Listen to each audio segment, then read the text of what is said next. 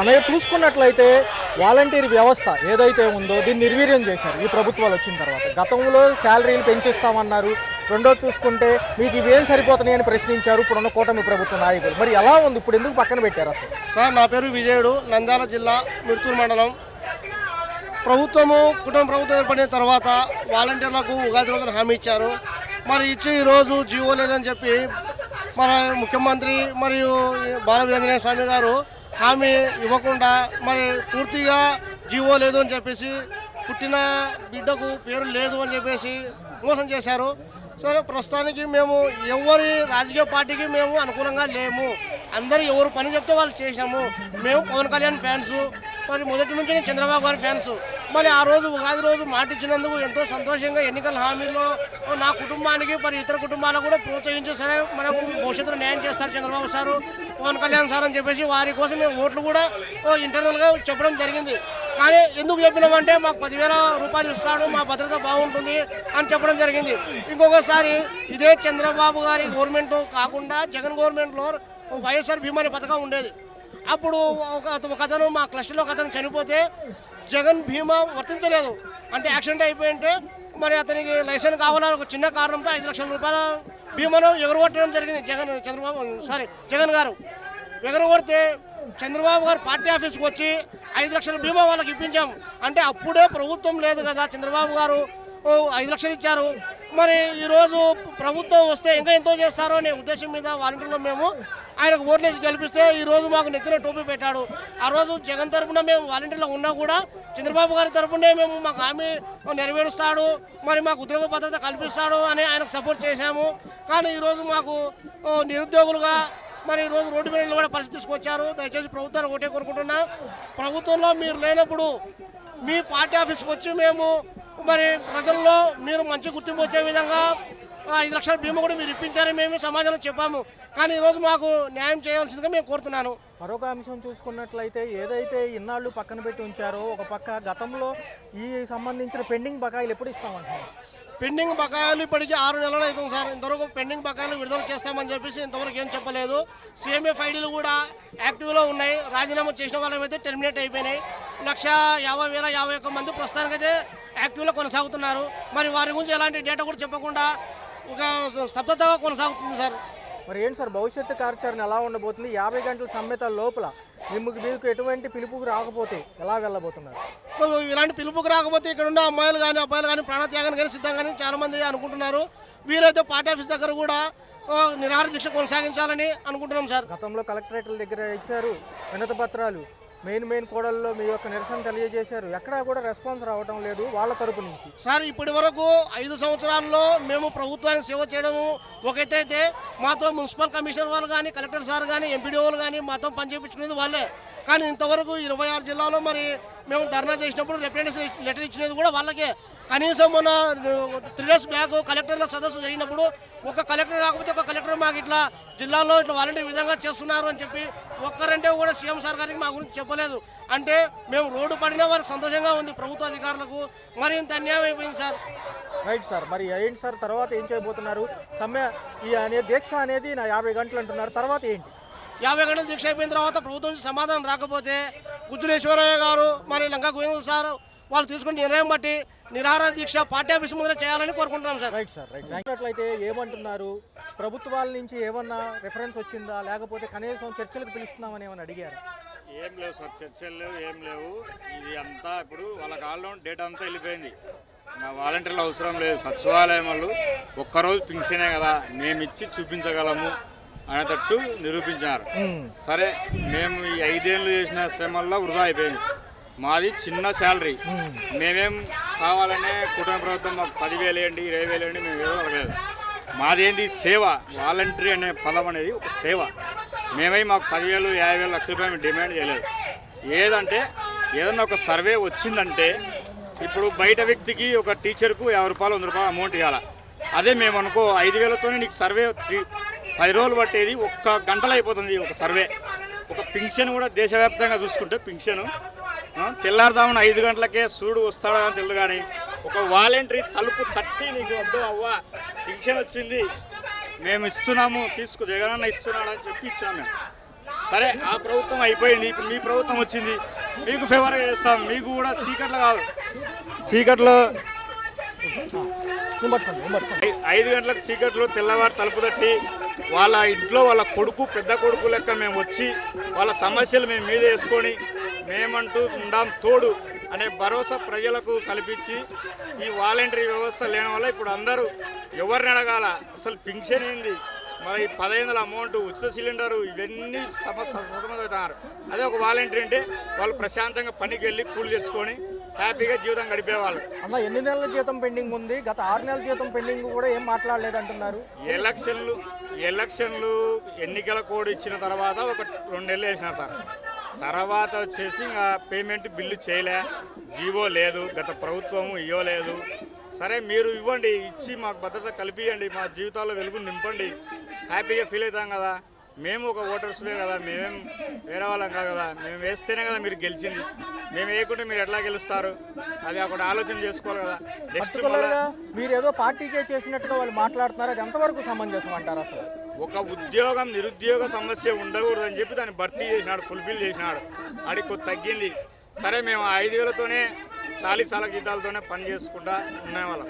మీరు వచ్చిన తర్వాత 10,000 అని చెప్పి వాళ్ళ ఆశలు నింపి వాళ్ళకు ఇది చేసినారు. మీరు తర్వాత గెలిచి అధికారంలోకి వచ్చిన తర్వాత మీరు సరే చూసుకొని ఎంతమంది రిజైన్ చేసినారు, ఎంతమంది చేయలేదు, వాళ్ళన్నీ స్టడీ చేసి వాళ్ళు రిజైన్ చేయకుండా కూడా తీసుకొని వాళ్ళను కూడా వాళ్ళ జీవితాలు కాపాడితే వాళ్ళు బాగుంటారని అనుకుంటారు. భవిష్యత్తు కార్యాచరణ ఏంటన్నా? ఒకవేళ చర్చలకు పిలవకపోతే, ఎటువంటి రెస్పాన్స్ రాకపోతే 50 గంటల దీక్ష తర్వాత ఏం చేయబోతున్నారు? ఏం లేదు సార్, ప్రతి ఊర్లలో అందరూ వచ్చి 2 లక్షల మంది వచ్చి కార్యాలయాన్ని ముట్టడి చేయాలి. ఫస్ట్ పాయింట్ వాళ్ళ ఇంట్లోంచి రాకుండా చేయాలి.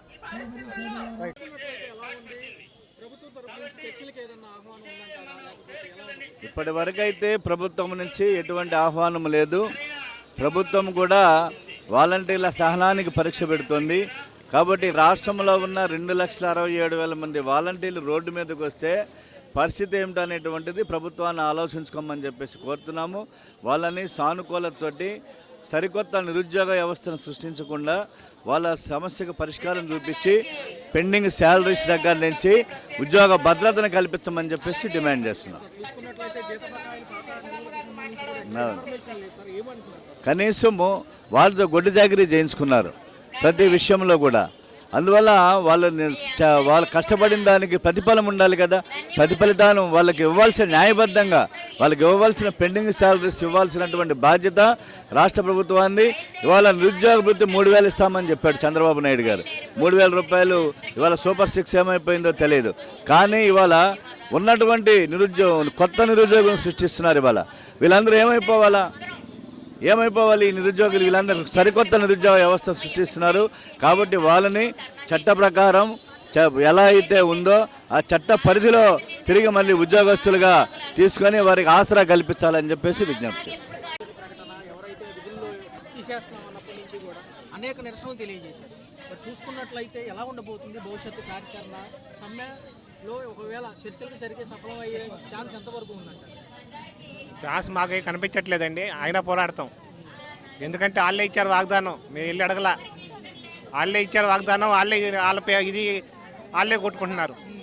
మేము వెళ్ళి వాళ్ళని అడగలేదు. 10,000 ఇమ్మని చెప్పి అన్నీ మేము అడగల. వాళ్ళే ఇచ్చారు వెనకాల నుంచి హామీలు. కూటమే ఇచ్చింది. వాళ్ళే ఇచ్చారు, వాళ్ళే పిలిచారు, వాళ్ళే మంట పెట్టారు. మళ్ళీ ఆ మంటకు చలి కాచుకున్నారు. వాళ్ళే చలికాలంలో మంట పెట్టారు, వాళ్ళే చలి కాచుకుంటున్నారు. మొత్తం చల్లగా మండిపోతుంది ఇక్కడ. మేము స్కిల్ డెవలప్మెంట్ అది ఎందుకు లేదండి? ఇక్కడ అందరూ ఎడ్యుకేటెడ్స్ కదా, అందరికి. ఇప్పుడు నేను గ్రాడ్యుయేట్ని, ఇతను ఐటీ ఫిటర్ ఉన్నాడు, ఇంకా వేరే ఎడ్యుకేషన్ ఉన్నాయి తెలిసిన వాళ్ళు. మేము ఒక్కలే కాదు, మా దగ్గర ఉన్న నాలెడ్జ్ ఉంది. మా పేరెంట్స్ బయటకు పంపిలా, అందుకే మేము అప్పుడు వెళ్ళలేదు. ఇప్పుడు వెళ్ళాలన్నా మాకు ఇప్పుడు ఏజ్ లేదు. బీజేపీ ప్రభుత్వం కుర్చీలో రాగానే ఏజ్ ఒక్కసారి పడేసింది. ఎంత ఉండేది? 32 ఇయర్స్ ఉండేది. ఇప్పుడు అంతే ఏజ్ 26 ఇయర్స్. 26 ఏళ్ళకి ఉద్యోగం రమ్మంటే ఎవరికి వస్తాయండి? ఓసీ వాళ్ళకి ఎవరు రాగలరా? గ్రాడ్యుయేట్ ఫ్రెష్గా వస్తాడు 25 ఇయర్స్కి, 26 ఇయర్స్కి జాబ్ ఎక్కేస్తాడా? దేని గురించి ఇది లేదు కదా, బకాయి గురించి లేదు, దేని గురించి లేదు. చెప్తున్నా కదా, గ్రాడ్యుయేట్ అయ్యి 24 ఇయర్స్ గ్రాడ్యుయేషన్ అయ్యి బయటకు వస్తాం.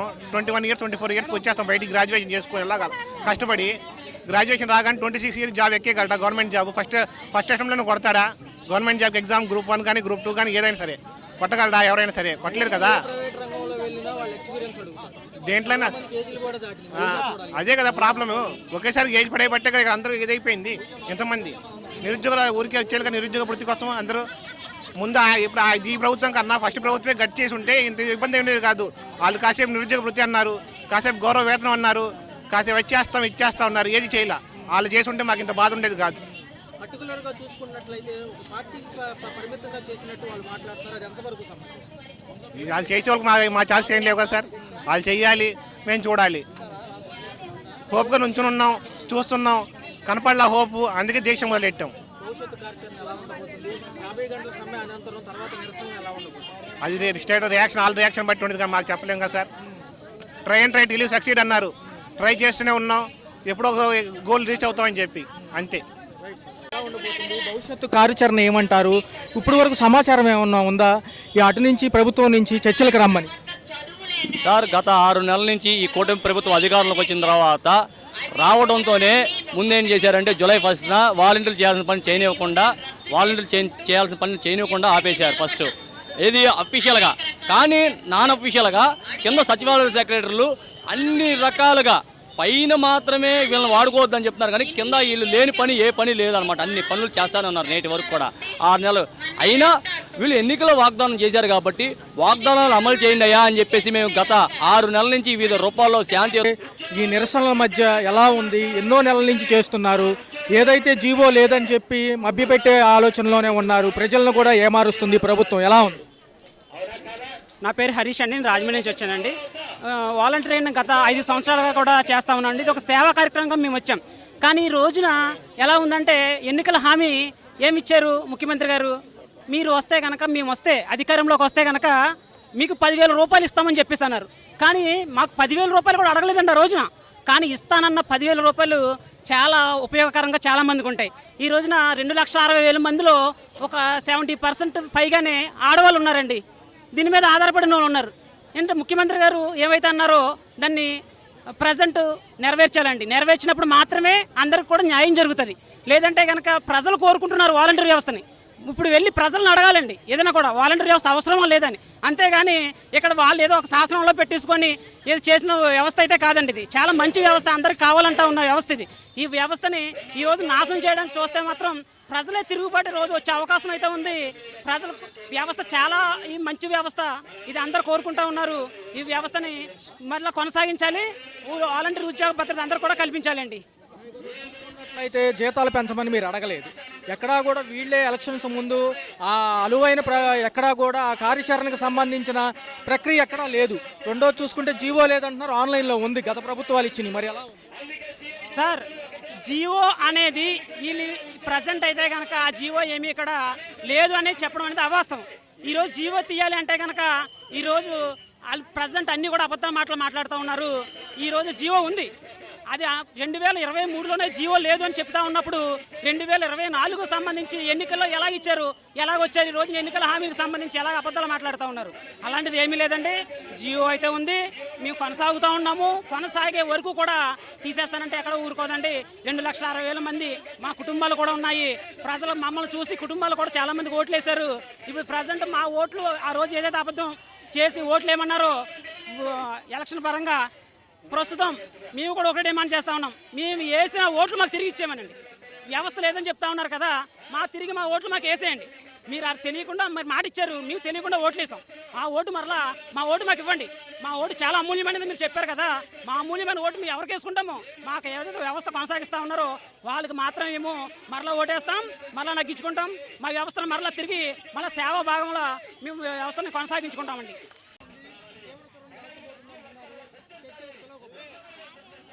నా పేరు నరేష్ అండి. విజయవాడ అర్బన్ 1వ డివిజన్ 3వ సచివాలయం నుండి వచ్చాను. అసలు 10,000 చేయమని మేము అడగలేదండి. ఆయనంతటా ఆయనే ఉగాది పర్వదినం రోజున 10,000 చేస్తామని మాకు ఆశ పెట్టాడు. ఆశ పెట్టి మీకు 5,000 ఏమాత్రం సరిపోవు, 10,000 అయితే మీరు గౌరవంగా బతకవచ్చు అనే ఆయనే ఉగాది పర్వదినం తీపి కబురు చెబుతున్నానని చెప్పారండి. ఆయన ఆల్రెడీ ఇంతకుముందు 3 సార్లు మన ముఖ్యమంత్రిగా చేసిన అనుభవం, ఆయనకి 40 సంవత్సరాల అనుభవం ఉందని, వయసులో పెద్ద ఆయన అని చెప్పి ఆయన మాట నమ్మి మేము మా ఓట్లు ప్లస్ మా ఫ్యామిలీ ఓట్లు కూడా కూటమి ప్రభుత్వానికి వేసి మాకు 10,000 పెరిగితే మాకు హ్యాపీగా ఉంటుందని చెప్పి మేము కూటమి ప్రభుత్వాన్ని గెలిపించుకున్నాం. మా రిలేటివ్స్ అందరినీ కూడా కూటమి ప్రభుత్వానికి ఓట్లు వేయించి, కానీ ప్రభుత్వం అధికారంలోకి వచ్చిన వెంటనే అసలు వాలంటీర్స్ ప్రస్తావనే లేకుండా అసలు వీళ్ళు జీవోలోనే లేరు, వీళ్ళకి జీవో లేదే మేము కంటిన్యూ ఎలా చేస్తాము, పుట్టని బిడ్డకు నామకరణం ఎలా చేస్తాము అని చెప్పి మన సచివాలయాల శాఖ మంత్రి బాల వీరాంజనేయ స్వామి గారు అసెంబ్లీ సాక్షిగా చాలా అవమానంగా మాట్లాడారు. వీళ్ళు జీవోలో లేనప్పుడు కంటిన్యూ ఏ రకంగా చేయమంటారని చెప్పి ఆయన అసెంబ్లీలో ప్రశ్నించడం జరిగింది. మరి బాల వీరాంజనేయ స్వామి గారు జీవోలో లేవని మీకు అధికారంలోకి వచ్చాక తెలిసిందా, రాకముందు తెలిసిందా? మరి రాకముందు తెలిస్తే మీరు ఎలా హామీ ఇచ్చారు? వచ్చాక తెలిస్తే మరి ఫ్లడ్స్ టైంలో మమ్మల్ని ఏ రకంగా పిలుచుకున్నారు? మరి మీరు జూన్లో అధికారంలోకి వచ్చారు, జూన్లో మీ ప్రభుత్వం నెలకొల్పారు. మరి ఫ్లడ్స్ వచ్చింది సెప్టెంబర్లో. మరి జూన్కి సెప్టెంబర్కి 3 నెలల కాల వ్యవధి ఉంది. మరి ఈ 3 నెలల కాల వ్యవధిలో వాలంటీర్స్కి జీవో ఉందా లేదా, వీళ్ళు అసలు యాక్టివ్లో ఉన్నారా లేరా అనే విషయం మీకు తెలియలేదా? మరి సెప్టెంబర్లో ఫ్లడ్స్ వచ్చినప్పుడు ఇమీడియట్గా అర్ధరాత్రి టెలికాన్ఫరెన్స్లు పెట్టి మీరు వాలంటీర్స్ని ఇమీడియట్గా ఎలా జాయిన్ అవ్వమన్నారు డ్యూటీల్లో? మీరు ఇమీడియట్గా వెళ్ళి సచివాలయాలకు వెళ్ళి మీ అడ్మిన్ సెక్రటరీలకి ఎలా రిపోర్ట్ చేయమన్నారు? మరి ఆ రోజు జీవో ఉందా లేదా అనే విషయం మీకు తెలియలేదా? మరి ఫ్లడ్స్ టైంలో ఉదయం తెల్లవారుజామున 5 గంటల నుంచి నైటు 10-11 గంటల వరకు మరి నాన్ స్టాప్గా ఎలా పని చేయించుకున్నారు? మరి ఆడవాళ్ళను సైతం కూడా ట్రాక్టర్లు ఎక్కించి మీరు ట్రాక్టర్లో ఫుడ్ సప్లై చేయాలని చెప్పి వాళ్ళను కూడా నడుములోతు నీళ్ళల్లో దింపి మరి వాళ్ళు కూడా వాళ్ళ ఫ్యామిలీస్ని వదిలేసి వాళ్ళ భర్త పిల్లల్ని వదిలేసి మేము మా భార్య పిల్లల్ని వదిలేసి మరి ప్రజలకు సేవ చేద్దామనే ఉద్దేశంతో మీరు మమ్మల్ని కంటిన్యూ చేస్తారనే నమ్మకంతో మేము కూడా మీరు పిలవంగానే మేము వచ్చి అటెండ్ అయ్యి ఆ యొక్క ఫ్లడ్స్ విధుల్లో పాల్గొన్నాము. మరి మీరు ఫ్లడ్స్ టైంలో మమ్మల్ని యూజ్ చేసుకున్నందుకు సెప్టెంబర్ నెలలో చేసినందుకు కనీసం ఆ నెల గౌరవ వేతనం కూడా మాకు ఇవ్వలేదు. అలానే మేము జూన్ నుంచి కూడా ప్రతిరోజు వర్క్ చేసినా చేయకపోయినా సచివాలయానికి వెళ్ళి మేము అటెండెన్స్ రిపోర్ట్ చేసి బయోమెట్రిక్ అటెండెన్స్ వేసి సచివాలయాల్లో గత నవంబర్ నెల వరకు కూడా మేము అటెండెన్స్ రిపోర్ట్ చేశాము. నవంబర్ ఎండింగ్లో మీరు వితౌట్ ఇంటిమేషన్ అటెండెన్స్ యాప్లో పేర్లు కూడా రిమూవ్ చేశారు. అసలు అటెండెన్స్ వేయడానికి కూడా వీలు లేదని చెప్పి రీసెంట్గా డాష్ బోర్డ్లో కూడా వాలంటీర్స్ అనే ఆప్షన్ కూడా లేకుండా మీరు రిమూవ్ చేయడం జరిగింది. మరి ఫ్లడ్స్ టైంలో మీరు ఏ రకంగా వాడుకున్నారండి? మరి జీవో ఉందని తెలిసి వాడారా, లేదని తెలిసి వాడుకున్నారా? ఏ రకంగా వాడుకున్నారు?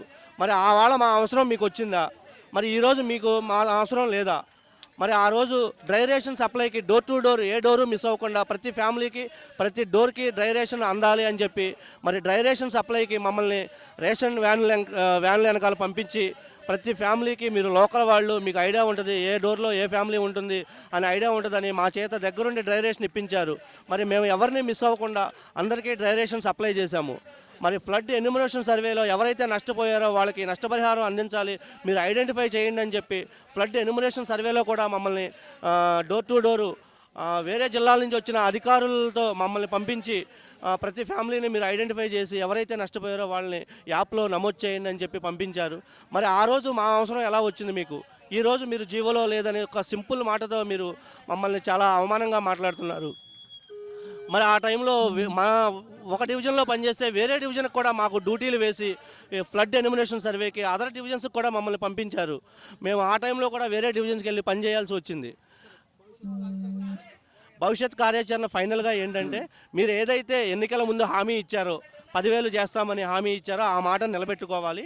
మా యొక్క వాలంటీర్ వ్యవస్థను కొనసాగించాలి, మాకు ఉద్యోగ భద్రత కల్పించాలి, మా ఫ్యామిలీలు రోడ్డును పడకుండా మీరే కాపాడాలి. ఫైనల్గా మా అందరి తరపున మీ ప్రభుత్వాన్ని రిక్వెస్ట్ చేస్తున్నాం.